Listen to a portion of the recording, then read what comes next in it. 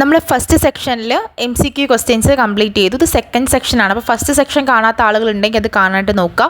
അപ്പോൾ സെക്കൻഡ് സെക്ഷനിൽ 2 മാർക്കിൻ്റെ ക്വസ്റ്റ്യൻസ് നിങ്ങൾ അര പേജ് എഴുതുക. ഒരു പേപ്പറിൽ 2 വശം ഉണ്ടാവും. അപ്പോൾ ഒരു വശത്തിൻ്റെ അര പേജ് നിങ്ങൾ എന്ത് ചെയ്യുക, എക്സാമിന് എഴുതാനായിട്ട് നോക്കുക. ഒന്നാമത്തെ ക്വസ്റ്റ്യൻ ഇതാണ്: ലിബറലിസത്തിൻ്റെ 2 പ്രത്യേകതകൾ എഴുതുക.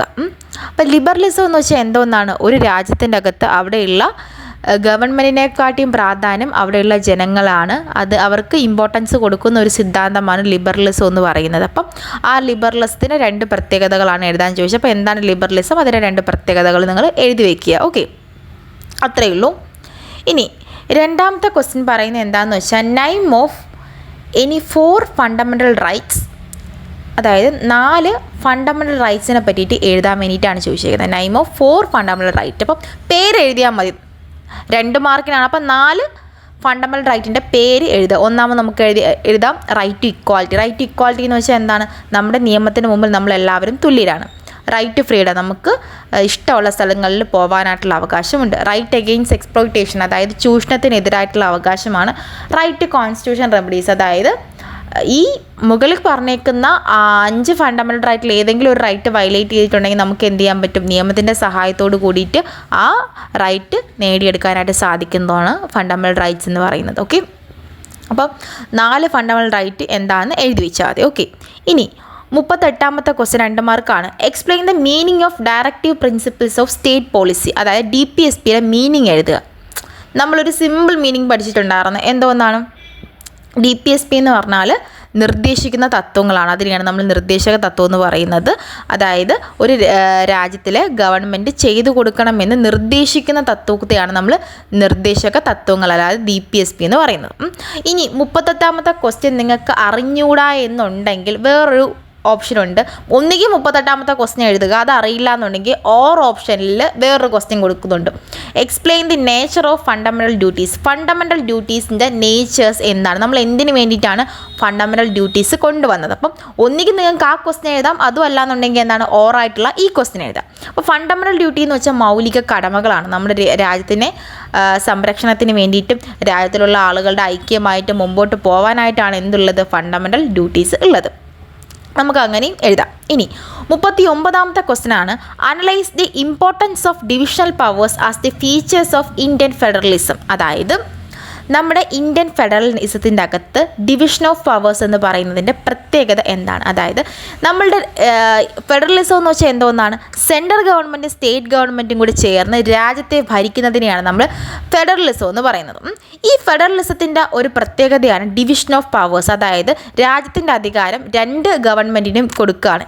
ആർക്കൊക്കെ? സ്റ്റേറ്റ് ഗവൺമെൻറ്റിനും സെൻട്രൽ ഗവൺമെൻറ്റിനും. ഇതിനെയാണ് നമ്മൾ എന്തെന്ന് പറയുന്നത്? ഡിവിഷൻ ഓഫ് പവേഴ്സ് എന്ന് പറയുന്നത്. ഇങ്ങനെ കൊടുത്തു കഴിഞ്ഞാൽ നമുക്ക് ഉണ്ടാകുന്ന ബെനിഫിറ്റ് എന്താണെന്ന് വെച്ച് കഴിഞ്ഞാൽ എല്ലാ കാര്യങ്ങളും 2 പേരും നല്ല രീതിയിൽ മാനേജ് ചെയ്യും. 2 ഗവൺമെൻറ്റ്സും തർക്കമില്ലാതെ മുമ്പോട്ട് പോകുന്നു. ഇനി സ്റ്റേറ്റ് ഗവൺമെൻറ് എന്തെങ്കിലും ആവശ്യം വന്നു കഴിഞ്ഞാൽ സെൻട്രൽ ഗവൺമെൻറ് സ്റ്റേറ്റ് ഗവൺമെൻറ്റിന് വേണ്ടിയിട്ടുള്ള പൈസ കാര്യങ്ങളെല്ലാം കൊടുക്കും. അങ്ങനെയുള്ള കുറേ ബെനിഫിറ്റുകളാണ് എന്ത്?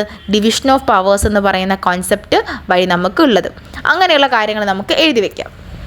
ഓക്കെ, ഇനി അടുത്തൊരു ക്വസ്റ്റ്യൻ ആണ്, 40ാമത്തെ ക്വസ്റ്റ്യൻ ആണ്. Analyse any 2 legislative relation between central and state. അതായത് സെൻട്രൽ ഗവൺമെൻറ്റും സ്റ്റേറ്റ് ഗവൺമെൻറ്റും തമ്മിൽ നിയമനിർമ്മാണവുമായി ബന്ധപ്പെട്ട 2 കാര്യങ്ങൾ എഴുതി വയ്ക്കുക. അപ്പോൾ നമുക്കറിയാം സെൻട്രൽ ഗവൺമെൻറ്റും സ്റ്റേറ്റ് ഗവൺമെൻറ്റും കൂടെ ചേർന്നിട്ടാണ് എന്ത് ചെയ്യുന്നത്? നിയമങ്ങൾ ഉണ്ടാക്കുന്നത്. അതായത് ഇപ്പോൾ അടിയന്തരാവസ്ഥ എന്ന് പറയുന്ന സിറ്റുവേഷൻ, നമ്മൾ നാഷണൽ എമർജൻസി പഠിച്ചു. ആ ഒരു സിറ്റുവേഷൻ വന്നു കഴിഞ്ഞാൽ എന്ത് ചെയ്യാണ്? സ്റ്റേറ്റ് ഗവൺമെൻറ്റിനെ മാറ്റിയിട്ട് സെൻട്രൽ ഗവൺമെൻറ് ആയിരിക്കും മെയിനായിട്ട് ഭരിക്കുന്നത്. മാത്രമല്ല ഫണ്ടമെൻ്റൽ റൈറ്റൊക്കെ വയലേറ്റ് ചെയ്യും. അങ്ങനെയുള്ള കുറച്ച് കാര്യങ്ങളാണ് നമുക്ക് അതിനകത്ത് എഴുതാനായിട്ടുള്ളത്. അത് അറിഞ്ഞുകൂടാന്നുണ്ടെങ്കിൽ വേറൊരു ക്വസ്റ്റ്യൻ ചോദിച്ചേക്കാണ്. Analyse any 2 administrative relation between central and state government. State ഗവൺമെൻറ്റിൻ്റെയും സെൻട്രൽ ഗവൺമെൻറ്റിൻ്റെയും 2 അഡ്മിനിസ്ട്രേഷൻ റിലേഷൻസ് എഴുതി വെക്കുക. നമുക്കറിയാം എന്തൊക്കെയാണ്. ഒന്നെന്ന് വെച്ചാൽ സെൻട്രൽ ആയിരിക്കും സ്റ്റേറ്റിനെ ഡയറക്റ്റ് ചെയ്യുകയും അവർക്ക് വേണ്ട കാര്യങ്ങൾ ചെയ്തു കൊടുക്കുകയും ചെയ്യുന്നത്. സെൻട്രൽ ആയിരിക്കും എന്ത് ചെയ്യുന്നത്? ഗവൺമെൻറ്റിനെ കൺട്രോൾ ചെയ്യുന്നത്. ആ പോയിൻറ്റ്സ് നമുക്ക് എന്ത് ചെയ്യാം? വേണമെങ്കിൽ അതിൻ്റെ അകത്ത് എഴുതി വയ്ക്കാം. അപ്പോൾ സെൻട്രൽ ഗവൺമെൻറ്റും സ്റ്റേറ്റ് ഗവൺമെൻറ്റും നമ്മുടെ ഫെഡറലിസവുമായി ബന്ധപ്പെട്ട് കുറേ കാര്യങ്ങൾ വന്നിട്ടുണ്ട്. ഇപ്പോൾ ഫെഡറലിസം നന്നായിട്ട് നോക്കി വെച്ചേക്കാം. അതിൻ്റെ സെൻട്രൽ ഗവൺമെൻറ്റും സ്റ്റേറ്റ് ഗവൺമെൻറ്റിൻ്റെ റോള് നിങ്ങൾ നോക്കി വെച്ചാൽ കുറച്ചുകൂടി നന്നായിരിക്കും. ഓക്കെ, ഞാൻ പറഞ്ഞത് ക്ലിയർ ആയോ നിങ്ങൾക്ക്? ഇനി നമുക്ക് 41ാമത്തെ ക്വസ്റ്റ്യനിലേക്ക് കടക്കാം. Explain an two executive powers of president. നമ്മൾ പ്രസിഡൻറ്റിൻ്റെ ചാപ്റ്റർ കവർ ചെയ്തിട്ടുണ്ടായിരുന്നു. പ്രസിഡൻറ്റിൻ്റെ 2 പ്രധാനപ്പെട്ട പവേഴ്സിനെ പറ്റിയിട്ടാണ് പറയുന്നത്. പ്രസിഡൻ്റാണ് എന്ത് ചെയ്യുന്നത്, നമ്മുടെ പാർലമെൻറ്റിലെ ഓരോ സഭയും നിയമിക്കുകയും അതേപോലെ തന്നെ സംവൺ ചെയ്യുകയും ഡിസോൾവ് ചെയ്യുകയും ചെയ്യുന്നത്. നമ്മുടെ ഓരോ സഭകളും വിളിച്ചു കൂട്ടുന്നതും പിരിച്ചുവിടുന്നതും ആരാണ്, നമ്മുടെ ഇന്ത്യൻ പ്രസിഡൻ്റാണ്. മാത്രമല്ല ബില്ലുകളൊക്കെ പാസ്സാക്കുന്നത് ആരാണ്, നമ്മുടെ ഇന്ത്യൻ പ്രസിഡന്റ്. അദ്ദേഹത്തിൻ്റെ പെർമിഷൻ ഇല്ലാതെ നമുക്ക് എന്ത് ചെയ്യാൻ പറ്റില്ല, ബില്ലുകളൊന്നും പാസ്സാക്കാനായിട്ട് പറ്റില്ല. നമ്മുടെ മിനിസ്റ്ററിനെ അപ്പോയിൻമെൻറ്റ് ചെയ്യുന്ന പ്രസിഡൻ്റാണ്. മാത്രമല്ല പ്രധാനമന്ത്രി, ഗവർണർ, സുപ്രീം കോടതി ജഡ്ജിമാരെ ഒക്കെ അപ്പോയിൻമെൻറ്റ് ചെയ്യുന്നതും ആരാണ്, നമ്മുടെ പ്രസിഡൻ്റാണ്. അങ്ങനെ പ്രസിഡൻറ്റിന് ഒരുപാട് പവേഴ്സ് ഉണ്ട്, മറക്കരുത്. മനസ്സിലായോ? ഇനി 42ാമത്തെ ഒരു ക്വസ്റ്റ്യൻ ആണ്. Explain any 2 functions of the vice president. Vice പ്രസിഡൻറ്റിൻ്റെ 2 പ്രധാനപ്പെട്ട ഫങ്ഷൻസ്. നമുക്കറിയാം വൈസ് പ്രസിഡൻറ്റിന് വേറൊരു പേരുണ്ട്. എന്താണ്? എക്സ് ഒഫീഷ്യൽ ചെയർമാൻ എന്നാണ് നമ്മുടെ വൈസ് പ്രസിഡൻറ്റിൻ്റെ പേരെന്ന് പറയുന്നത്. വൈസ് പ്രസിഡൻറ്റ് ഇല്ലാത്ത സമയങ്ങളിൽ എല്ലാ കാര്യങ്ങളും നോക്കുന്ന വൈസ് പ്രസിഡൻ്റ് ആയിരിക്കും. പാർലമെൻറ്റ് ബില്ലുകൾ പാസ്സാക്കുന്നത് വൈസ് പ്രസിഡൻ്റ് ആയിരിക്കും. അങ്ങനെ ഒരുപാട് ജോലികൾ ആർക്കുണ്ട്, നമ്മുടെ വൈസ് പ്രസിഡൻറ്റിന് ഉണ്ട്. അങ്ങനെയുള്ള കുറച്ച് കാര്യങ്ങളാണ് നമ്മുടെ വൈസ് പ്രസിഡൻ്റ് അകത്ത് നമുക്ക് പഠിക്കാനായിട്ട് വരുന്നത്. ഇനി നമുക്ക് അടുത്ത ഒരു ക്വസ്റ്റ്യനിലേക്ക് കടക്കാം. 43ാമത്തെ ക്വസ്റ്റ്യൻ ആണ്. Analyse the original jurisdictions of supreme കോടതി. നമ്മുടെ സുപ്രീം കോടതിയുടെ ഒറിജിനൽ ജൂറിസ്ഡിക്ഷൻസിൻ്റെ അകത്ത് എന്തെല്ലാം കാര്യങ്ങൾ ഇൻവോൾവ്. നമുക്ക് അടുത്ത ഒരു ക്വസ്റ്റ്യൻ ആണ്. ആ ഒരു വൈസ് പ്രസിഡൻ്റെ സംഭവം എഴുതാൻ അറിഞ്ഞൂടാന്നുണ്ടെങ്കിൽ വേറൊരു ക്വസ്റ്റ്യൻ തന്നിട്ടുണ്ട്. Explain any 2 functions of cabinet. ക്യാബിനറ്റിൻ്റെ 2 ഫങ്ഷൻസ് എഴുതുക. ക്യാബിനറ്റിലുള്ള ആളുകളാണ് എന്ത് ചെയ്യുന്നത്, പോളിസീസൊക്കെ ഫോർമുലേറ്റ് ചെയ്യുന്നത്. ബാക്കിയുള്ള ആളുകൾ അഡ്മിനിസ്ട്രേറ്റിംഗ് ഒക്കെ ചെയ്യുന്നത് അല്ലെങ്കിൽ അവരെ ഗൈഡ് ചെയ്യുന്നതൊക്കെ ആരായിരിക്കും, നമ്മുടെ ക്യാബിനറ്റ് ആയിരിക്കും. അപ്പം നമുക്ക് അതല്ലെങ്കിൽ വേറൊന്ന് എഴുതാം. അപ്പം ഇത്രയും ക്വസ്റ്റ്യൻസ് നിങ്ങൾ കാണുന്ന സമയത്ത് നിങ്ങൾക്ക് മനസ്സിലാവുന്ന കാര്യമെന്ന് വെച്ചാൽ, ഒരു ക്വസ്റ്റ്യൻ അറിഞ്ഞൂടാന്നുണ്ടെങ്കിൽ നമുക്ക് ഓർ ക്വസ്റ്റ്യൻ വഴി അടുത്ത ക്വസ്റ്റ്യൻ നമുക്ക് എഴുതാനായിട്ട് പറ്റും. അതാണ്. ഇനി നമുക്ക് അടുത്ത ഒരു ഏരിയയിലേക്ക് കിടക്കാം.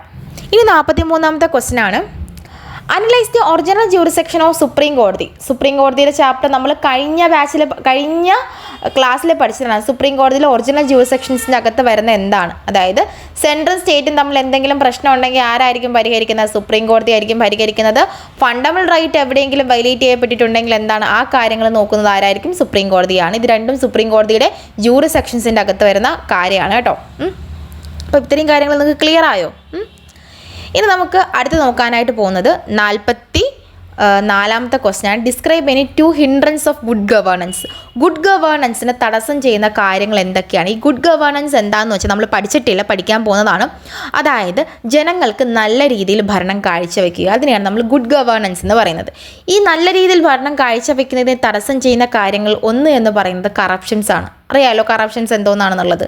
പിന്നെ എന്ന് പറയുമ്പോൾ ട്രാൻസ്പെറൻസി ഇല്ലായ്മ, അങ്ങനെയുള്ള കുറച്ച് കാര്യങ്ങളാണ് നല്ല ഗുഡ് ഗവേണൻസിനെ തടസ്സം ചെയ്യുന്നത്. ഇനി 45ാമത്തെ ക്വസ്റ്റ്യൻ ആണ്. Analyse any 2 steps taken by government of India protect the environmental. Government of India environmental പ്രൊട്ടക്ഷനുമായി ബന്ധപ്പെട്ട് സ്വീകരിച്ച 2 കാര്യങ്ങൾ. ഒന്നാമതെന്ന് പറയുമ്പോൾ 1986 എൻവയോൺമെൻറ്റൽ പ്രൊട്ടക്ഷൻ ആക്ട് എന്ന സംഭവം കൊണ്ടുവന്നിട്ടുണ്ട്. പിന്നെ സ്വച്ഛ് ഭാരത് അഭിയാൻ, അതായത് ക്ലീൻ ചെയ്യുക, അതായത് നമ്മുടെ നല്ല രീതിയിൽ സാനിറ്റേഷൻ കാര്യങ്ങൾ ക്ലീൻ ചെയ്യാനായിട്ടുള്ള ഒരു പദ്ധതി ആവിഷ്കരിച്ചിട്ടുണ്ട്. ഇങ്ങനെയുള്ള കാര്യങ്ങളൊക്കെ എന്ത് ചെയ്തിട്ടുണ്ട്, പുള്ളിക്കാരൻ ചെയ്തിട്ടുണ്ട്. ഇനി 46ാമത്തെ ക്വസ്റ്റ്യൻ ആണ്. Analyse the restrictions of United nation. അതായത് യുണൈറ്റഡ് നേഷൻ്റെ അകത്ത് വരുന്ന കാര്യങ്ങൾ എന്തൊക്കെയാണെന്നാണ് ചോദിച്ചിരിക്കുന്നത്. ഇതൊന്നും നമ്മൾ പഠിക്കാത്ത ഒരു ഏരിയ ആണ്. അപ്പോൾ അതുകൊണ്ട് നിങ്ങൾക്ക് പറഞ്ഞാലും കുറച്ചും കൂടി മനസ്സിലാവത്തില്ല. കഴിയുമ്പോഴത്തേക്കും നിങ്ങൾക്കത് കുറച്ചുകൂടി നന്നായിട്ട് മനസ്സിലാവും. ഇനി 47ാമത്തെ ക്വസ്റ്റ്യൻ ആണ്. Analyse the need of independent union of public service commission. ഇത് നമുക്ക് പഠിക്കാനായിട്ടുള്ളതാണ്, നിങ്ങൾ പഠിച്ചിട്ടില്ല എങ്കിൽ ഞാൻ പഠിപ്പിക്കുന്ന സമയത്ത് കുറച്ചുകൂടി ഒന്ന് പറഞ്ഞുതരാം. ഇനി 47ാമത്തെ ക്വസ്റ്റ്യൻ. എക്സാമിൻ ഇനി 3 difference between Lok Sabha and Rajya Sabha. നമ്മൾ കഴിഞ്ഞ ക്ലാസ്സിൽ പഠിച്ചതാണ്. ലോകസഭയുടെയും രാജ്യസഭയുടെയും 3 ഡിഫറൻസ് എഴുതാനാണ് പറഞ്ഞേക്കുന്നത്. ഞാൻ പ്രത്യേകിച്ച് പറയേണ്ട കാര്യമില്ല, നമുക്കറിയാം.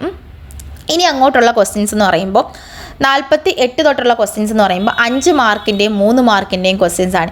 ഈ 3 മാർക്കിൻ്റെ ക്വസ്റ്റ്യൻസ് നിങ്ങൾ ഒരു പേജ്, അതായത് ഒരു പേപ്പറിൻ്റെ ഒരു ഭാഗം എഴുതണം. 5 മാർക്കിൻ്റെ ക്വസ്റ്റ്യൻസ് ഒരു പേപ്പർ കംപ്ലീറ്റ് എഴുതണം. അങ്ങനെയാണ് കേട്ടോ. അപ്പോൾ നമുക്ക് കടക്കാം 48ാമത്തെ ക്വസ്റ്റ്യനിലേക്ക് നമുക്ക് കടക്കാം. 48ാമത്തെ ക്വസ്റ്റ്യൻസ് എന്ന് വെച്ചാൽ, suppose you are a candidate and considering election as a Lok Sabha, highlight any 3 methods to adopt your election campaign.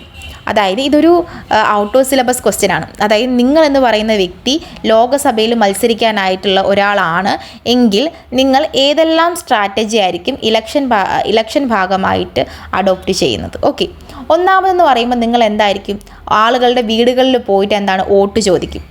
രണ്ടാമത്തെ കാര്യം എന്ന് വെച്ചാൽ സോഷ്യൽ മീഡിയ പോസ്റ്റുകളൊക്കെ കണ്ടക്ട് ചെയ്തിട്ടിട്ട് നമ്മൾ എന്ത് ചെയ്യും, ആളുകൾക്ക് ഒരു അവയർനെസ് കൊടുത്തിട്ട് വോട്ട് ചോദിക്കും.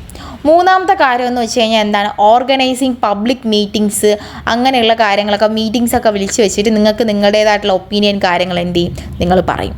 അങ്ങനെയുള്ള രീതി വഴി നമ്മൾ എന്ത് ചെയ്യും, ഈസി ആയിട്ട് വോട്ട് അടിച്ചു മാറ്റും.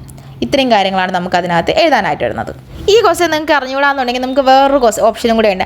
Analyse the important mode of code of conduct free fair ഇലക്ഷനുമായി ബന്ധപ്പെട്ട കോഡ് ഓഫ് കണ്ടക്ട് എഴുതാനായിട്ട്.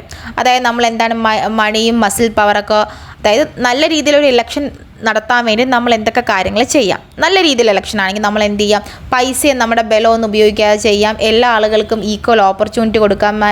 അതായത് മാക്സിമം നമുക്കൊരു സമാധാന അറ്റ്മോസ്ഫിയർ ഉണ്ടാക്കാം. അങ്ങനെയുള്ള കുറച്ച് കാര്യങ്ങൾ നമുക്ക് ചെയ്യാം. ഇനി അടുത്ത് നമുക്ക് നോക്കാനായിട്ടുള്ള 49ാമത്തെ ക്വസ്റ്റ്യൻ ആണ് 6 റീജിയണൽ പാർട്ടീസ് ഓഫ് ഇന്ത്യ. ഇന്ത്യയിലുള്ള റീജിയണൽ പാർട്ടീസ് ഏതൊക്കെയാണ്? അതായത് നമ്മുടെ ദേശീയ പാർട്ടികൾ DMK തമിഴ്നാട്ടിലുള്ളതാണ്, AIADMK തമിഴ്നാട്ടിലുള്ളതാണ്. അങ്ങനെയുള്ള കുറച്ച് പാർട്ടികളുടെ പേരാണ് കൊടുത്തേക്കുന്നത്. ഇത് നമുക്ക് ഡീറ്റെയിൽ ആയിട്ട് പഠിക്കാനായിട്ടുണ്ട്. ഇത് നിങ്ങൾക്ക് അറിഞ്ഞുകൂടാന്നുണ്ടെങ്കിൽ വേറൊരു ക്വസ്റ്റ്യൻ ആണ് കൊടുത്തിട്ടുള്ളത്. Name of any 6 pressure groups actives in India. ഇന്ത്യക്കകത്തുള്ള പ്രധാനമായിട്ടുള്ള പ്രഷർ ഗ്രൂപ്പ്സുകൾ ഏതൊക്കെയാണ് എന്നതാണ്. അത് നമുക്ക് പഠിക്കുമ്പോൾ മനസ്സിലാവും നിങ്ങൾക്ക്. പിന്നെ ചോദിച്ചിരിക്കുന്ന ഒരു ക്വസ്റ്റ്യൻ ആണ് എൻവയോൺമെൻറ്റൽ പ്രോബ്ലംസ് ഏതൊക്കെയാണ് എയർ പൊല്യൂഷൻ വരുന്നുണ്ട്, വാട്ടർ പൊല്യൂഷൻ വരുന്നുണ്ട്, ഡീഫോറസ്റ്റേഷൻ വരുന്നുണ്ട്. അത് നിങ്ങൾക്ക് അറിഞ്ഞുകൂടാന്നുണ്ടെങ്കിൽ സബ്സ്റ്റനൽ ഡെവലപ്മെൻറ്റുമായി ബന്ധപ്പെട്ട കാര്യങ്ങൾ ചോദിച്ചിട്ടുണ്ട്. പിന്നെ 59ാമത്തെ ഒരു ക്വസ്റ്റ്യനിൽ ചോദിച്ചിട്ടുണ്ട് explain any 3 problems of Sri Lanka, Tamils and Sri Lanka. അതായത് തമിഴന്മാരും ശ്രീലങ്കയിലുള്ള ആളുകളും തമ്മിലുള്ള പ്രധാനപ്പെട്ട പ്രശ്നങ്ങൾ നമ്മൾ പഠിക്കും. പിന്നെ നോൺ അലൈൻമെൻറ്റ് പോളിസിയുമായി ബന്ധപ്പെട്ടൊരു ക്വസ്റ്റ്യൻ ചോദിച്ചിട്ടുണ്ട്. പിന്നെന്താ, സ്റ്റേറ്റിൻ്റെയും അസോസിയേഷൻ്റെയും ഡിഫറൻസുമായി ബന്ധപ്പെട്ട് ഒരു ലാസ്റ്റ് ക്വസ്റ്റ്യനും ചോദിച്ചിട്ടുണ്ട്. സ്റ്റേറ്റ് എന്താണ്, അസോസിയേഷൻ എന്താണ്, എൻ്റെ ലാസ്റ്റ് ക്വസ്റ്റ്യൻ 5 മാർക്കിന് ചോദിച്ചിട്ടുണ്ട്. അപ്പം ഇത്രയും ക്വസ്റ്റ്യൻസാണ് നിങ്ങൾക്ക് എസ്സേ ടൈപ്പിൽ പഠിക്കാനായിട്ടുള്ള ക്വസ്റ്റ്യൻസ് എന്ന് പറയുന്നത്. ഞാൻ ഈ പറഞ്ഞ കാര്യങ്ങളൊക്കെ മനസ്സിലായെന്ന് വിചാരിക്കുന്നു. നിങ്ങളെല്ലാവരും നന്നായിട്ട് പഠിക്കുക. ഈ ഒരു പാറ്റേൺ നിങ്ങൾ ഫോളോ ചെയ്ത് കഴിഞ്ഞാൽ നിങ്ങൾക്ക് അത്യാവശ്യം നന്നായിട്ട് ആ സമയമൊക്കെ ആകുമ്പോൾ നിങ്ങൾക്ക് മനസ്സിലാവും. നമ്മൾ ഇനിയും 2 വർഷത്തെ ക്വസ്റ്റ്യൻ പേപ്പർ ഇതേപോലെ നമ്മൾ ഡിസ്കസ് ചെയ്യുന്നതായിരിക്കും. അപ്പോൾ നിങ്ങൾ മുഴുവനും കണ്ട ആളുകൾ ജസ്റ്റ് ഞങ്ങൾ അവസാനം വരെ കണ്ടു എന്നൊന്ന് മെസ്സേജ് ചെയ്യുക. അപ്പോൾ നമുക്കിനി അടുത്ത വീഡിയോയിൽ കാണാം.